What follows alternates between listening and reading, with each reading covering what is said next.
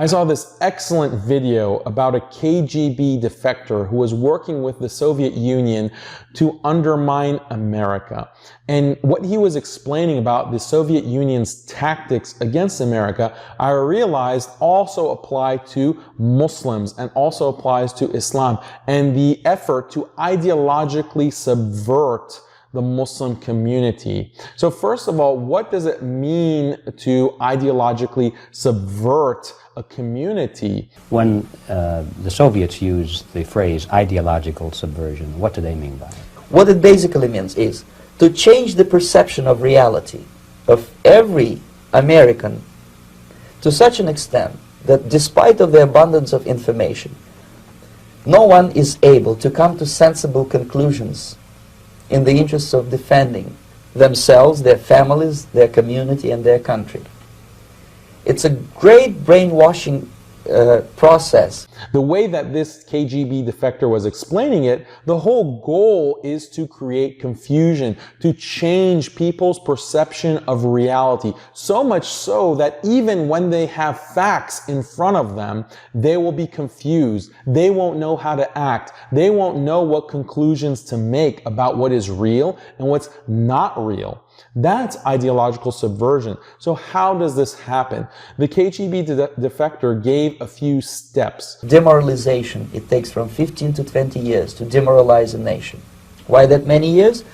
Because this is the minimum number of years which requires to educate one generation of students in the country of your enemy, exposed to the ideology of the enemy. In other words, Marxism-Leninism ideology is being pumped into the soft heads of at least 3 generations of American students without being challenged or counterbalanced by the basic values of Americanism, American patriotism. The result you can see, most of the people who graduated in the 60s, dropouts or half-baked intellectuals, are now occupying the positions of power in the government, civil service, business, mass media, educational system. You are stuck with them. You cannot get rid of them. They are contaminated. They are programmed to think and react to certain stimuli in a certain pattern. You cannot change their mind, even if you expose them to authentic information, even if you prove that white is white and black is black. You still cannot change the basic perception and the logic of behavior. In other words, these people, the process of demoralization is complete and irreversible. To get rid society of these people, you need another 20 or 15 years to educate a new generation of patriotically minded and common sense people who would be acting in favor and in the interests of United States society. Very crucial is the step number 1 of demoralization. Demoralization takes 15 to 20 years. Basically, it's a process of education where you are injecting foreign ideologies into the subjects or the students' frame of reference, the way that they think. The more that you're able to inject these foreign ideologies, the more confused the student gets. This is extremely applicable to the history of Muslims in modern times. I'm not going to give you a full history of how this has been done, but let's focus on the last 2 decades.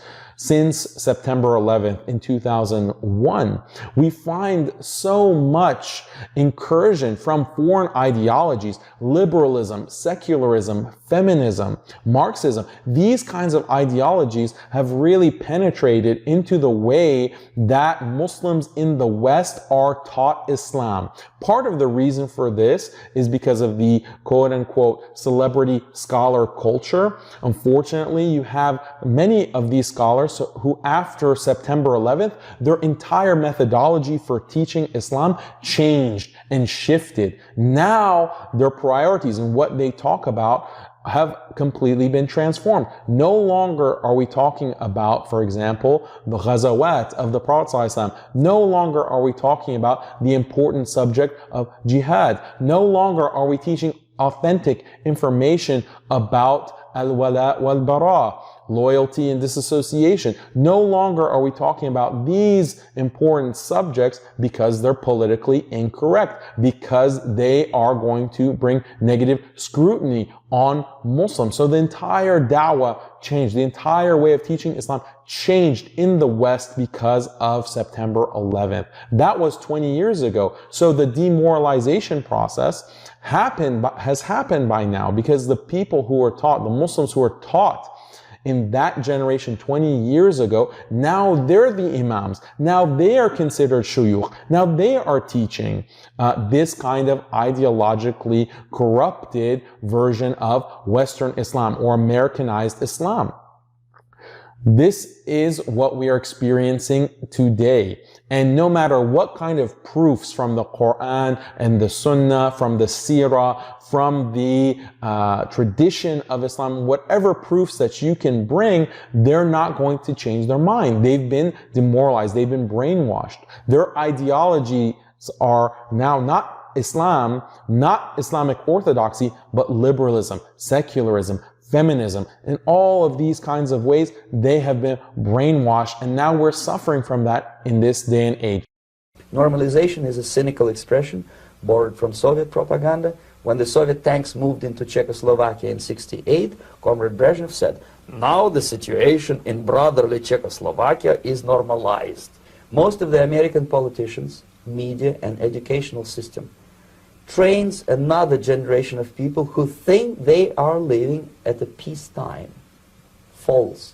The United States is in the state of war, undeclared total war against the basic principles and the foundations of this system. So step one is demoralization. Step two, normalization. How do you normalize the current situation that we're in? And this is, again, we find a lot of preachers, imams, scholars who are pushing normalization of the current status quo. What's the current status quo? We live in a world where there is no khilafah. We live in the world where there's no country that truly and faithfully implements the Sharia and Islamic normativity, morality. We live in a world where Muslims are being subjugated by all kinds of dictators and oppressors. And then what do you have some scholars saying? You have some scholars saying that, look, there's no problem with this. There's no problem with not having khalifa. There's no problem with not having anywhere implement Islamic law. There's no problem with dictators. Just obey, obey, obey, obey. Don't open your mouth. Don't even criticize this current status quo.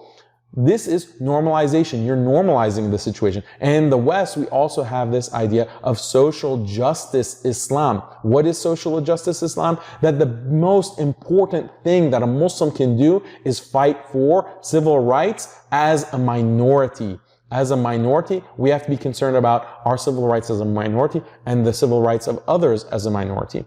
The thing is that the most destructive lies mix truth and falsehood. Yes, Muslims should be fighting for our rights within Western countries, but is that the highest concern? Is that the most important priority for us? Unfortunately, in the minds of many Muslim youth, these higher goals of khilafah, of implementing Sharia, of spreading da'wah, calling to Islam, these are no longer on the radar. These are no longer anywhere in the consciousness. Instead, it's all about social justice and civil rights. This is lowering the bar. This is confusing Muslims. This is normalizing a situation that is far less than ideal. This is how ideological subversion works. What's the solution to this? Number one, education, authentic education that is based on Quran, Sunnah, Ijma, tradition, Orthodox Islam. Number two, teaching the dangers of liberalism, secularism, feminism, these foreign ideologies, showing how Islam is morally superior to them, how Islam is rationally more coherent than them.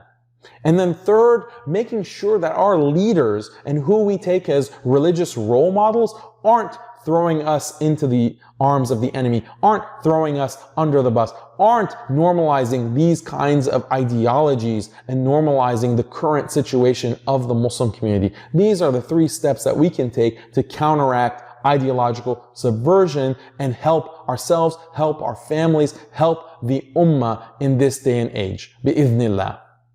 Assalamu alaikum, guys. If you enjoyed this video and you appreciate this kind of thinking about Islam and modernity, then I highly encourage you to enroll at Al-Asna Institute. We have courses that will teach you how to think about these issues and how to critique modernity and these ideologies in order for you to strengthen your faith in Islam and fight the kinds of doubts that paralyze Muslims in the modern world.